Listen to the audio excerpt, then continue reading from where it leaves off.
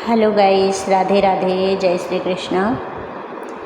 आज मैं आप लोग को करवा चौथ की कथा सुनाऊंगी।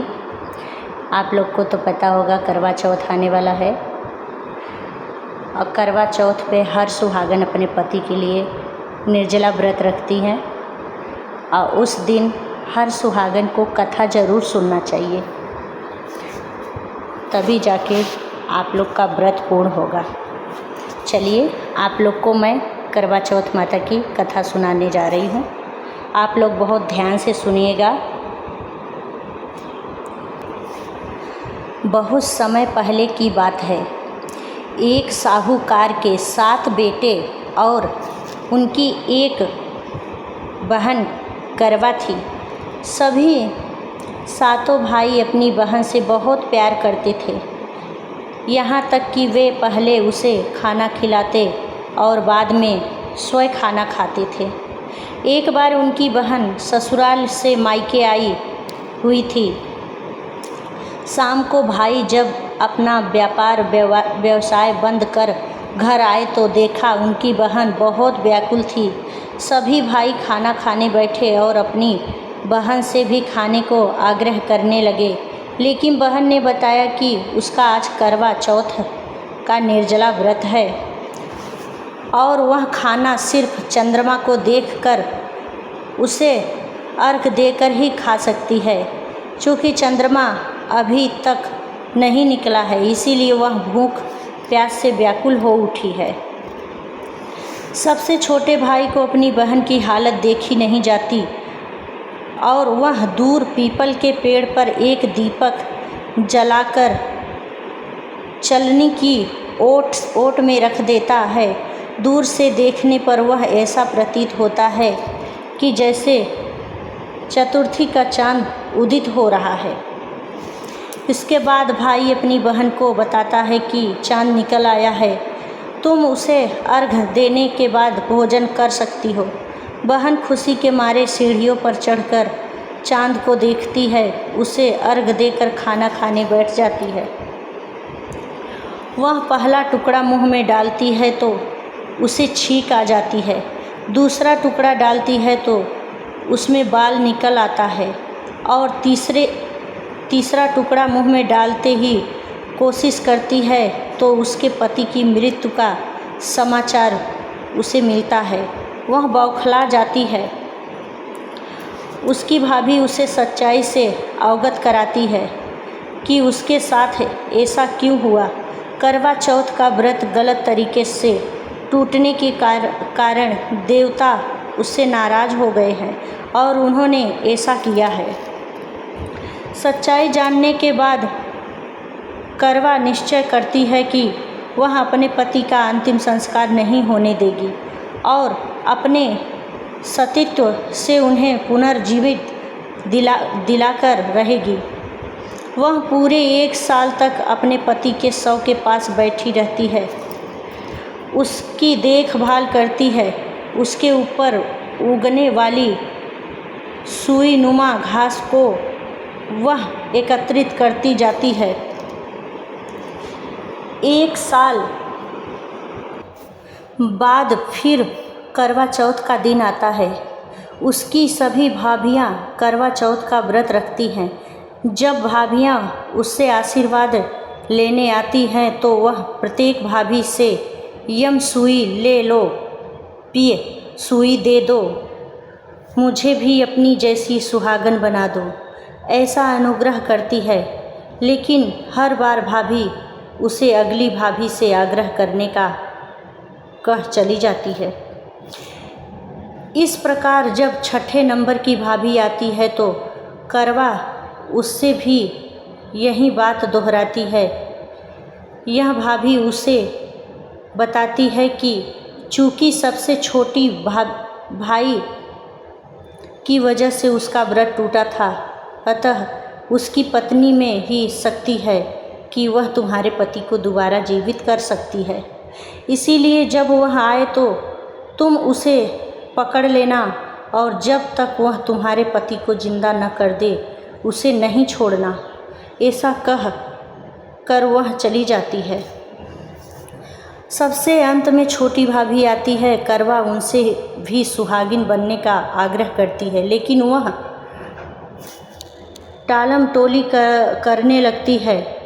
इसे देख करवा उन्हें ज़ोर से पकड़ लेती है और अपने सुहाग को जिंदा करने के लिए कहती है।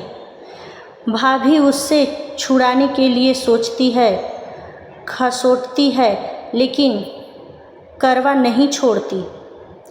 अंत में उसकी तपस्या को देख भाभी पसीज जाती है और अपनी छोटी उंगली को चीरकर उसमें से अमृत उसके पति के मुंह में डाल देती है।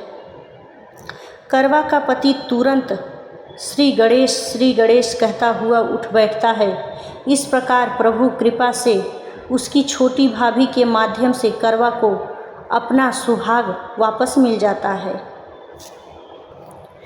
हे श्री गणेश, माँ गौरी, जिस प्रकार करवा को चीर सुहागन का वरदान आपसे मिला है, वैसा ही सब सुहागिनों को मिले।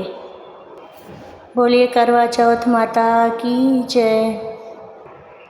आइए अब कथा, 2 कथाएं होते हैं करवा चौथ का। आइए अब हम आप लोग को दूसरी कथा सुनाते हैं कि पहला ये कथा व्रत किससे चालू हुआ, कौन किया था पहले ये व्रत। आइए पहले बताते हैं।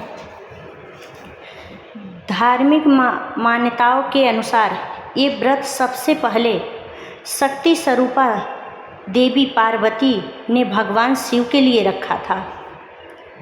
कहते हैं इसी व्रत के प्रभाव से उन्हें अखंड सौभाग्य की प्राप्ति हुई थी। कहते हैं तभी से सुहागिन महिलाएं अपने पति की लंबी उम्र के लिए व्रत रख रही हैं। इस व्रत से जुड़ी एक कहानी के अनुसार एक बार देवताओं और राक्षसों के बीच भयंकर युद्ध छिड़ गया, जिसमें राक्षसों की जीत हो रही थी। तभी ब्रह्मादेव ने सभी देवताओं की पत्नियों को करवा चौथ का पावन व्रत रखने के लिए कहा। कहते हैं इसके बाद कार्तिक माह की कृष्ण चतुर्थी के दिन सभी देवियों ने अपने पतियों के लिए व्रत रखा, जिससे देवताओं की जीत हुई। ऐसा माना जाता है कि इसके बाद से ही इस व्रत को रखने जाने की शुरुआत हो गई थी। इसके अलावा कहा ये भी जाता है कि द्रौपदी ने भी पांडवों को कष्टों से मुक्त दिलाने के लिए करवा चौथ व्रत रखा था। चलिए अभी दूसरा कथा सुनाते हैं आप लोग को। करवा चौथ व्रत से जुड़ी पौराणिक कथा के अनुसार देवी करवा अपने पति के साथ तुंगभद्रा नदी के पास रहती थी। एक दिन उसके पति नदी में स्नान करने गए थे। स्नान के समय मगरमच्छ ने देवी करवा का पति का पैर पकड़ लिया और वह उन्हें नदी में खींचने लगा। मदद के लिए पति अपनी पत्नी करवा को पुकारने लगे। पति की दर्द भरी पुकार सुनकर करवा दौड़कर नदी के पास पहुंची। पति की रक्षा के लिए करवा ने तुरंत एक कच्चा धागा लिया, मगरमच्छ को एक पेड़ से बांध दिया।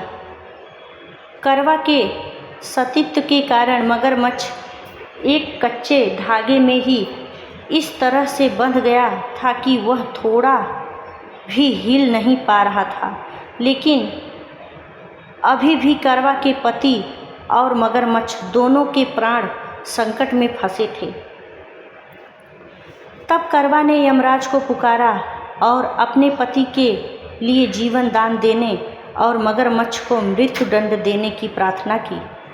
करवा के कहने पर यमराज पधारे और उन्होंने कहा कि मैं ऐसा नहीं कर सकता, क्योंकि अभी मगरमच्छ की आयु शेष है और तुम्हारे पति की अब आयु पूरी हो चुकी है। इस बात पर करवा को क्रोध आ गया और वो बोली, यदि आपने ऐसा नहीं किया तो मैं आपको श्राप दूंगी। करवा के क्रोध को देखकर यमराज ने मगरमच्छ को यमलोक भेज दिया और करवा के पति को जीवन दान दिया। कहते हैं करवा चौथ के व्रत में सुहागन महिलाएं करवा माता के से प्रार्थना करती हैं कि हे करवा माता, जैसे आपने अपने पति को बचाया वैसे ही मेरे सुहाग की भी रक्षा करना। चलिए गाइस, कथा पूर्ण हो गया। बोलिए करवा माता की जय। आइए करवा माता की आरती करते हैं। ओम जय करवा माता, मैया जय करवा माता, जो व्रत करे तुम्हारा, जो व्रत करे तुम्हारा, पार करो नैया। ओम जय करवा माता, सब जग की हो माता, तुम हो रुद्राणी, मैया तुम हो रुद्राणी, यश तुम्हारा गावत जग के सब प्राणी। ओम जय करवा माता, कार्तिक कृष्ण चतुर्थी जो नारी व्रत करती, मैया जो नारी व्रत करती, दीर्घायु पति होवे दुख सारे हरती। ओम जय करवा माता, होवे सुहागिनी नारी सुख संपत्ति पावे, हो मैया सुख संपत्ति पावे। गणपति जी बड़े दयालु, गणपति जी बड़े दयालु, विघ्न सभी नासे। ओम जय करवा माता, करवा मैया की आरती, व्रत कर जो गावे, हो मैया व्रत कर जो गावे, व्रत हो जाता पूरन, सब विधि सुख पावे। ओम जय करवा माता, ओम जय करवा माता, हो मैया जय करवा माता, जो व्रत करे तुम्हारा, पार करो नैया। ओम जय करवा माता। बोलो करवा माता की जय, बोलो गणेश भगवान की जय। गाइस, अगर आप लोग को कथा आरती अगर आप लोग को अच्छा लगा हो तो हमारे चैनल को लाइक, सब्सक्राइब, शेयर ज़रूर करें।